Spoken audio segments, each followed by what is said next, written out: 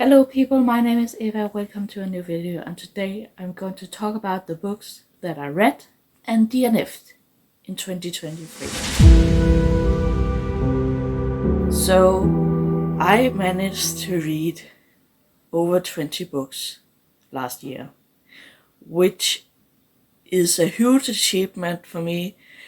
I really pulled it through by reading a lot of manga at the end of the year. I'm going back to manga. Hello with you. And I have a rampaging kitten at the moment, so if you see tails and ears and all that stuff, that's her. She's been a menace, and sorry for the glare that is here. I have to have my lamp on because I'm filming this early in the morning because I feel now I have the energy.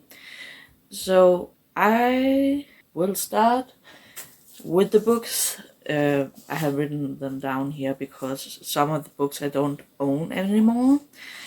The books that I DNF'd. I DNF'd 2 books last year, and the first one is The Daylight War by Peter V. Brett.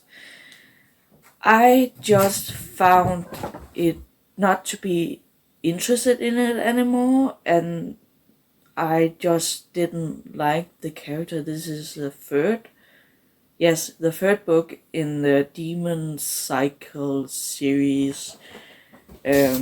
So I decided that I was not interested. I didn't like how the character, one of the female characters, was written and how she reacted to some things.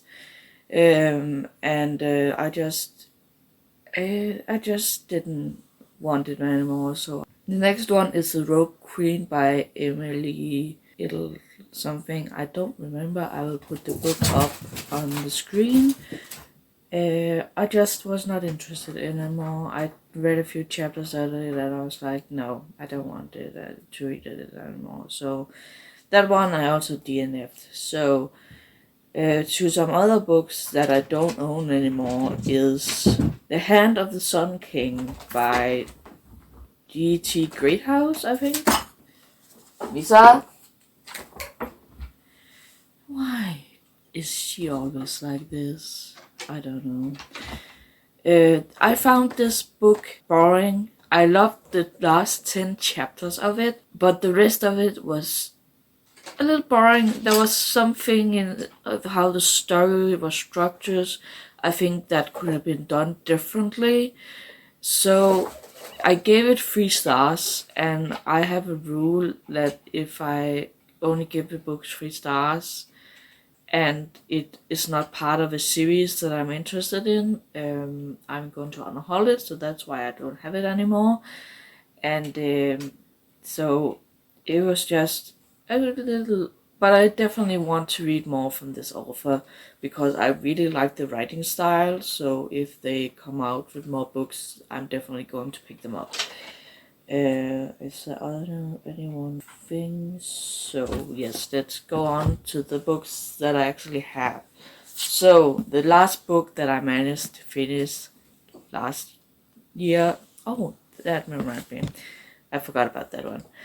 That one I don't own either because it belongs to my brother. So I borrowed it from him during the Christmas time and read it and gave it back to him. So that is Record of Ragnarok. I don't remember who made the story. It's a manga. It's the first volume of that story, and it is basically how every millennium all the gods, world's gods, decide whether the humanity is worthy to still exist. And one day, when they decide they are no longer worthy, a Valkyrie steps up and says, why don't we make them fight for it? And then the gods have to fight a human, and that is if the humans loses. Excuse me. If the humans loses, humanity is doomed, but if the gods loses, humanity is saved for another 1,000 years or something like that. I have found out that tournament styles where it's just one-on-one is a bit, it's not my style. I just didn't really vibe with it. I thought it was okay. I liked the art style of it. I also like one of the characters that is the main focus of the first battle, because the design reminded me of Radagon from Elden Ring.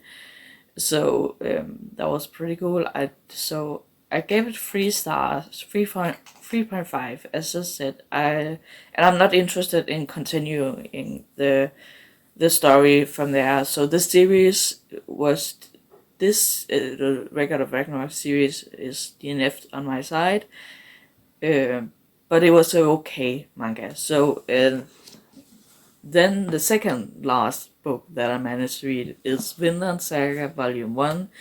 This volume is a combine of 3 other volumes. I was a bit of an idiot and didn't count them as 3 separate volumes. I just counted it as one omnibus, and I might not do that in the future because it counts for more books, and I technically read 3 books because there's 3 books in this.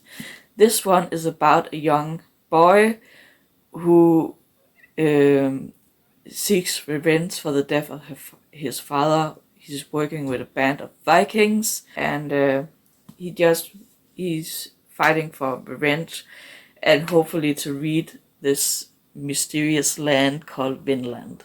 And I loved it. I had such a great time. Misa! I had such a great time reading it, and I'm definitely going to continue. I love the art style. I love the story. I love how the mangaka took time to research Vikings and the Viking history, and it's very accurate at some point, and they're also writing what they changed and all that stuff, so I'm just loved it. So I'm definitely going to continue on that. The next one is Fruit Basket, the Collector Edition, Volume 1. I don't know how many.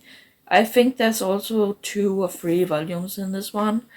And this is by Nezuki Takaya.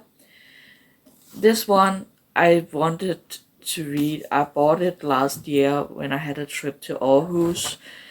And I wanted to read this because I read some of it when I was younger and really loved it. It's not really my style because it's not really fantasy, but there is magical elements, though it takes place in the real world. So this is about a girl who loses her mother and decides to not to worry anyone, lives in a tent, and then she stumbles upon these classmates who is a bit weird, these boys, and she finds out that they are the part of this Chinese zodiac, which she loves the Chinese zodiac. She always wanted the cat to be part of that zodiac combination, because if you don't know, when the Chinese zodiac was invited to a party, the rat cheated the cat to say it's the day before. I believe it's so. It's been a while since I have read about Chinese zodiacs, and the cat misses the parties, and so they didn't become part of the zodiacs, and that is really sad, to be part of the zodiac. And she wanted to be born in the year of the cat and stuff like that. And then she actually meet a boy who is the cat from the Chinese zodiac story, and the story goes from there. There's a lot of things she has to. She lives with these boys who can change if they are touched by the opposite gender, and it's a really funny story. And I really enjoy it, and I'm definitely going to continue this. This one I gave, I think, 4 stars. I think I forgot to mention I gave this 5 stars. So just so you know. So I gave this 4 stars. I really enjoyed it. I want to continue. Continuing on with manga, we have One Piece by Ichio Oda. This is the omnibus on volume 1, 2, and 3. And again, I counted this as 1 volume instead of 3, but I'm probably going not to do that this year when I'm reading omnibus mangas or any omnibus in general. So this one I loved. I have read it many times before, and I just wanted to start my own collection because always in my family I have owned the Naruto books, and my brother has owned the One Piece books. And then I have decided that I want to collect the omnibus of One Piece because I want to have my own collection, because One Piece means so much to me. It's really been part of my childhood, but it's also been part of inspiring me to move and get stay. It sounds really morbid, but stay alive. That so. So it really means a lot to me. This one is about a young man named Luffy, and he wishes to be the Pirate King, and he goes out into the world to reach his goal. This mysterious One Piece, who is said to be a treasure that the Pirate King hid, the former Pirate King hid long ago. And it's an amazing story, and I highly recommend this one. I really love them, and I gave this 5 stars. The next one is Kingdom Hearts Key. This is a light novel on the Kingdom Hearts game. This is one that takes place years before the first main game of Kingdom Hearts, and I enjoyed it so much. The way it's written is a little funky, but because it's from the point of view of a creature like this that talks about its partner that is connected to in this world of keyblade wielders. And it was just, I know how the story ends, and it still hit me. I was so sad, but it was such a fun experience, and it was such a good thing. Kingdom Hearts really radiates adventure and friendship, and it just hits me. Kingdom Hearts always make me cry, no matter what. I'm currently reading another Kingdom Hearts book, and I'm certain that it's going to make me cry. And I'm not even mad about it. Make me cry. I enjoy it. And it's not bad crying, it's just happy crying. So yeah, I gave this one also 5 stars. The next 3 I have here is The Demon Prince of Momoshi House, Volume 1, 2, and 3. So this one is about a girl. I am holding this one up. This one is about a girl who inherits this house that is in the middle of nowhere. There she meets the boy, and then she finds out that this house is standing between the real world and the spiritual world. And she finds out that this boy is the demon who protects the real world by stopping the demons that can come out of the house in the spiritual world, and he can't leave the house at all. I found this a little bit boring. I really loved the writing style, and it was just not much happened. I really enjoyed the one I enjoyed the most was Volume 3, because there started to be a bit more action. But I decided not to continue on this, and this series is probably going to be on hold. I have been talking to my boyfriend whether he wants them or not, so they're probably going to him. So yeah, I gave all of these books 3 stars, which is not a bad rating. I enjoyed them. I was just a little bit bored, and what can happen for more volumes in a house? I know you can go to the spiritual world, but it's just it was just not for me. Next one is Baptism of Fire by Andrzej Sapkowski. This one is book number 4. I think number 4 in the overall Witcher world, but number 3 in the main series. No, number 2. I don't remember. Number 3 in the main series. Wait, how many books are there? I don't remember. It's part of the Witcher series. I really, really enjoy this. I love the story, and I'm definitely going to continue. I think I gave it 4.5 stars in Reddit. I think I gave it 5 stars at first, and when I thought about it for a bit and then decided to give it 4.5 stars. I really, really enjoyed it. There was something that I really didn't like. I won't say anything just because I won't spoil anything.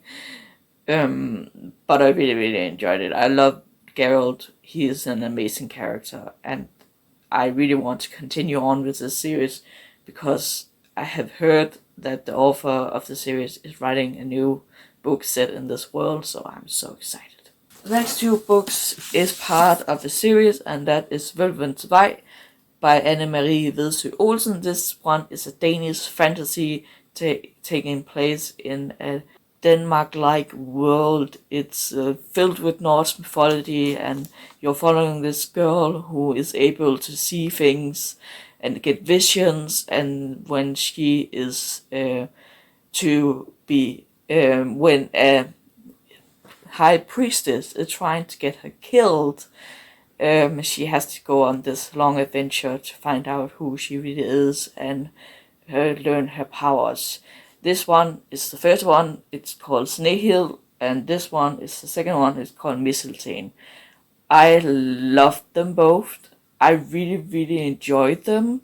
There was something in the second book that I was a little disappointed over, but otherwise, I really, really enjoyed them. I gave them 4.5 stars.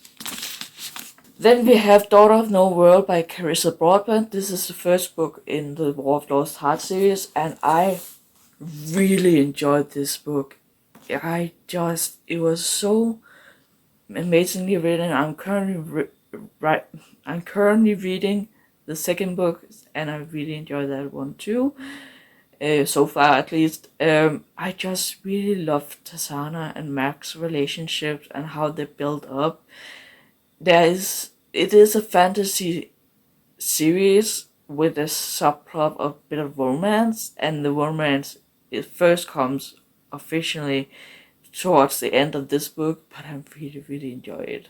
So this book is about this young girl, Tassana, who is a slave. When she tried to buy her freedom, she accidentally kills her master, and that has sent her on the run. And then she joined this order in order to try to save other slaves from from the land that she fled from, and the story goes from there when she gets an very reluctant trainer to train hone her powers and all that stuff, and it goes from there. I give this one 4.5 stars. The next one is An Amber in the Ashes by Sabaa Tahir. This one was a reread for me, and I'm really glad that I reread this book because there was so lots of elements that I have forgotten. I also first read this in Danish, so there was some things that was not cut out, but missing it because you have to write a bit different when you write from English to Danish. And I really enjoyed it. It was so much fun, and I loved the characters. I'm currently rereading the second book, and I'm also enjoying that very much. So hopefully I can finish this series at some point. Hopefully, maybe if not, maybe this year. It depends on how much I read this year, but it could be nice if I could finish the Emily in the Ashes series in this year. So this one is about a girl who has to become a slave to spy on this commander who is really, really ruthless. And then there is a boy who is part of this order that took control of the girl's homeland long time ago, and he just want out. He don't want to murder, he don't want to kill, he don't want to terrorize innocent people and all that stuff.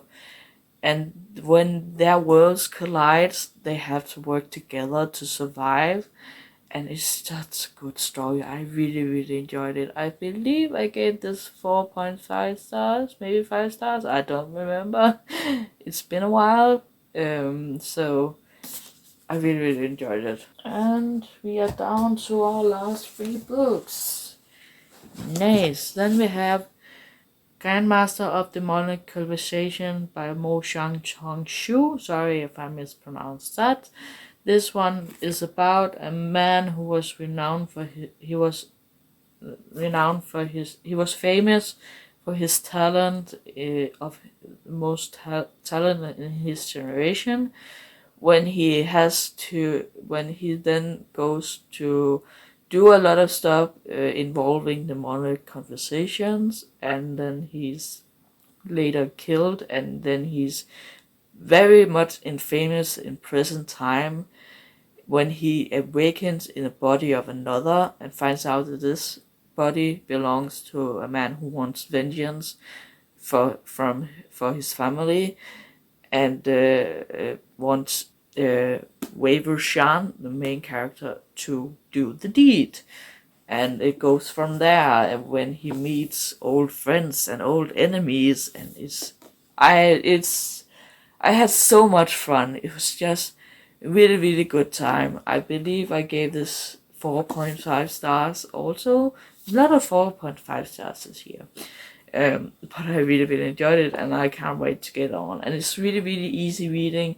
It's a little bit wonky at places because this is translated from Chinese, but otherwise I just had a really, really good time. The next one is Redemptor by Jordan Irifugo. This is the second and final book in the Waybearer duology, and I was a little bit disappointed of it. It was not as good as Waybearer, but I still had a good time. There was some part of the story I thought to be a bit worse. There could have been some changes that could have made the story a little more interesting in some ways, and I still really had a good time.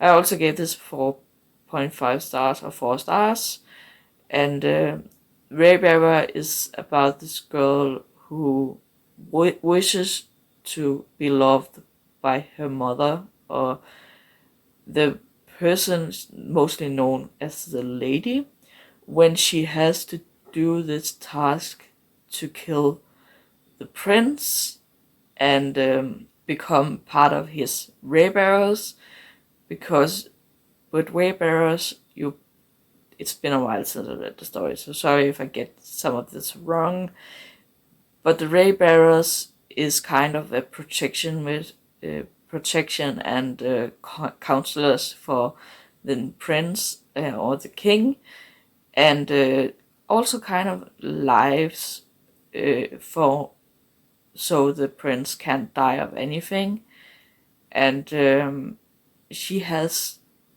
to but she just want a family, she just want love, she doesn't want to kill, and when she get closer to become a really good friend of the prince, it's a really, really good story. It is a good story, and I'm looking forward to what else Jordan Ifigo is writing.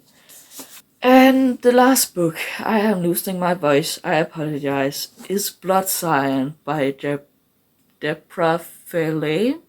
This one is the first book in the Blood Sign series. I don't remember if there is anything. This one was a bit interesting. There was a lot of things that I did really enjoy in the story, but there was also things that just didn't make sense. It's hard to describe without spoiling anything, but I think that could have been some changes to the story, and it could have been much, much better. I am interested, even though I gave it 3 stars, I am interested in continue the series, and so I did give it 3 stars. I think I gave it 3.5 stars, but I am taken down to 3 because more I have thought about it, the more there was a lot of things that I didn't really like. And I am still interested in continue on the series because I did really like the ending, but for now I don't know even when it comes out because it's been delayed a lot and there's not been much news. So I even don't know if it's the same book is coming out. But yeah, I forgot to say what this is about. This is about a girl. I'm losing my voice. I don't know if you can hear that. It's about a girl who really wants to find out what happened to her mother, who vanished one night with another one. And people have been very distrustful of her because they think that the mother ran off with another man. And then she is now of age to join the army of this oppressing people who took over a long time ago. And she has a secret. She can control fire, which is a scion who is kind of children of the gods, said to be blessed by the gods, and they are often haunted and killed for their power. So she has to keep it a secret, but she is of age to be enlisted in the army, and the things goes from there. As I said, it was okay. There was a lot of things that I didn't really understand why it was written like that, but otherwise it was okay. So that is what I have for you today. I hope you enjoyed this video. Like, subscribe, comment something, everything of that is free. And I will see you guys in the next one. Bye bye!